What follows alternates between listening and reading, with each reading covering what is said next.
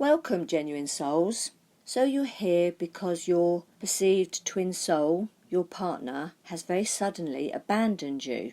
Over the last weeks, they've been breadcrumbing you and they ghosted you a few times. But then the last time you were together, you spoke about the future that you were going to have, and this is what you believed. But now you're wondering, could your partner have a condition called romantic narcissistic disorder? The person that they seem to be now is not the person who love bombed you. They can't seem to put words and sentences together fluently anymore, like they used to. To learn more about the romantic narcissist cycle and traits, subscribe. I have given you also coping strategies and information of what to expect next and why you're feeling so wretched. Today we're going to talk about the echoes and the flashbacks. Now, you won't get closure from the romantic narcissist. They've now skipped off. Learn where they've gone in another video. Now, I get hundreds of questions from people wanting to understand why they're, I hate to say they're, because nobody wants to own a narcissist. But I do get lots of questions. People wanting to know, why is their perceived twin soul behaving the way they are? Why are they doing the things they're doing? And why are they saying what they're saying? I need you to know that you have not been gullible and you have not been stupid by falling in love with the romantic narcissist.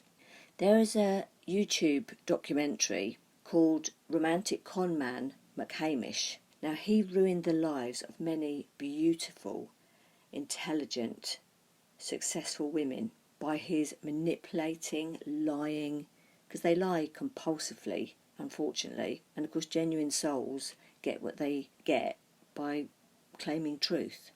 This McHamish also fooled many intelligent businessmen. So you see, you are not stupid, you are not gullible, and you are not that naive. They are sly, covert, lying, manipulative individuals. They have their issues. I've explained about that in another video as well. Now, the echoes and the flashbacks, they're the aha moments that you get throughout the day. I'm going to give you an example of some here.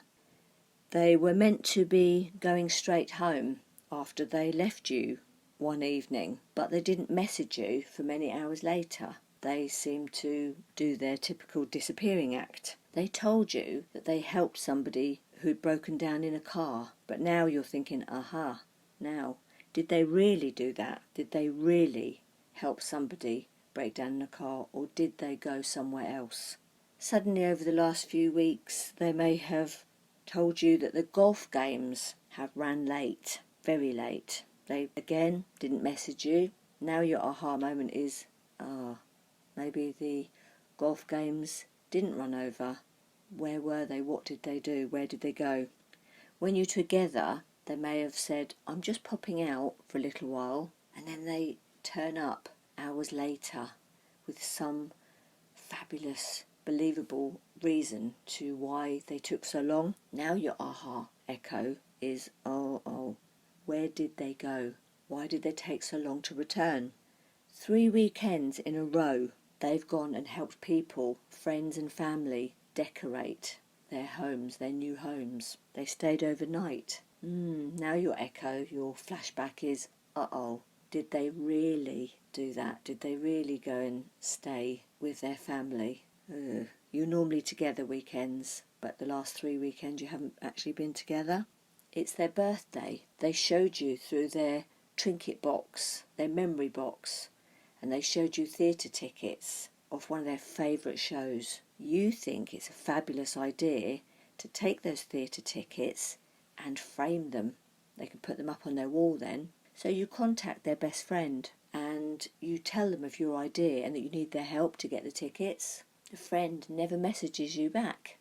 Now your echo and flashback is, yeah.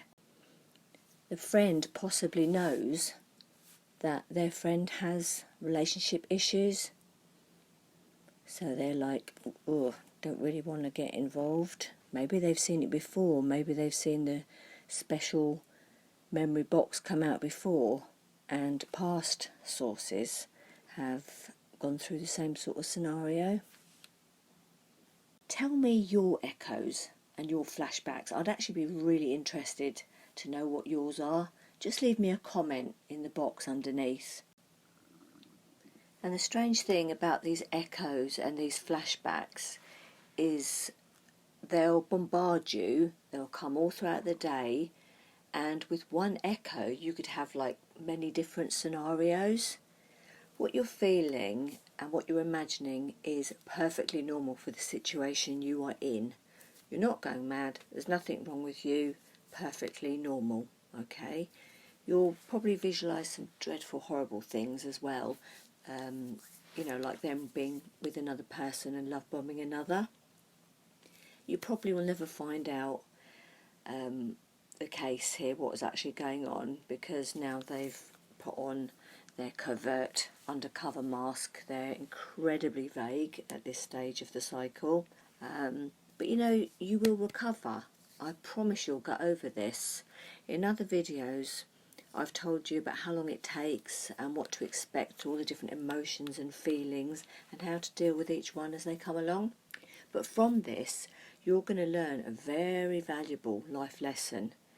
Now, the next little while is going to be uncomfortable for you, to say the least, the very least. Seek help from a doctor, from your friends, your family. Try and get as much support as you possibly can. What the narcissist has done to you is put you in a state of trauma. This is a trauma that you'll be going through. Most couples break up and finish when the relationship is going very, very poorly. They're arguing, they're bickering, generally they're not getting on. But with a narcissist and unfortunate bereavements in other relationships, the victims are left in a very sudden way, and the trauma is hard to deal with. Love's difficult anyway, even in these bad relationships that fall apart. It's a habit. It's a habit that you have to break free from. But unfortunately, the narcissist, the romantic narcissist, doesn't really seem to bond with anybody, a love interest, properly.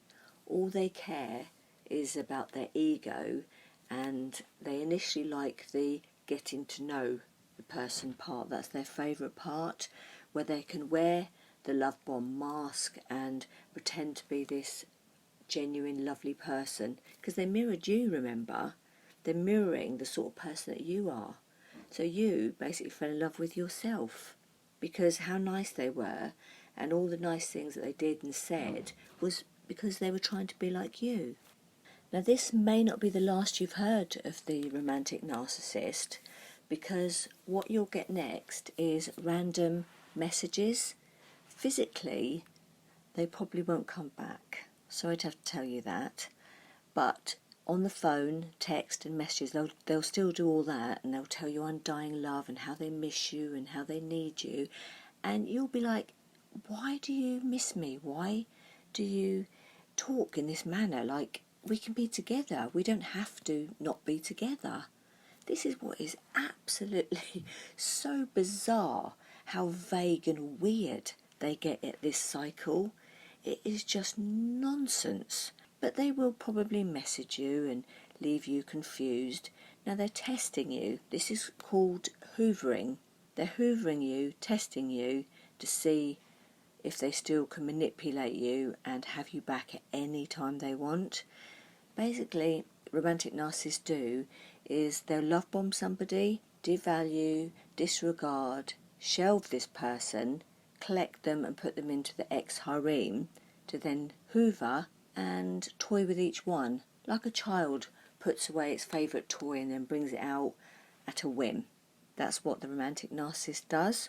Now, we're going to talk about how to deal with the narcissist and how to disengage.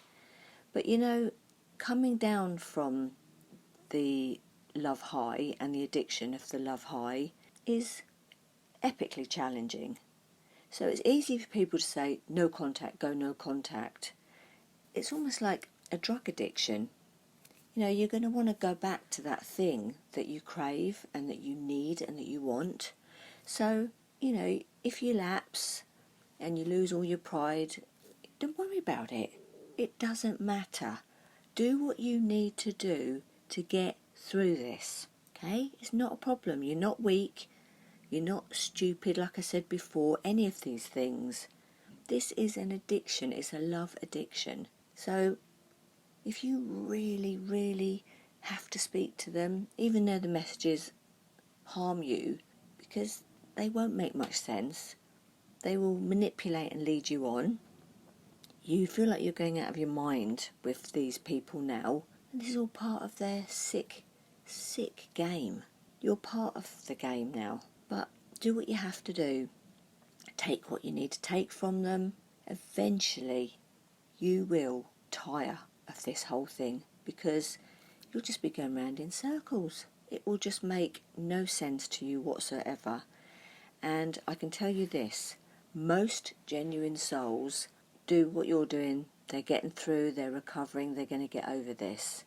They end up really feeling very little for the romantic narcissist at all. In fact, they lose all respect completely for them. The romantic narcissist has their deep psychological issues that are so deep, they're in the subconscious mind. A lot of what they do, they can't help. It's a program that they are being led by. They have massive issues. You can't help them. You cannot help them. Forget trying to. Nobody can. I don't even think they can help themselves, because they don't seem to think that they have any problems. So yeah, tell me what your echoes and flashbacks are. Tell me what you need help with and what you'd like me to make videos on. And I'll do research and come back and hopefully help you and give you the answers.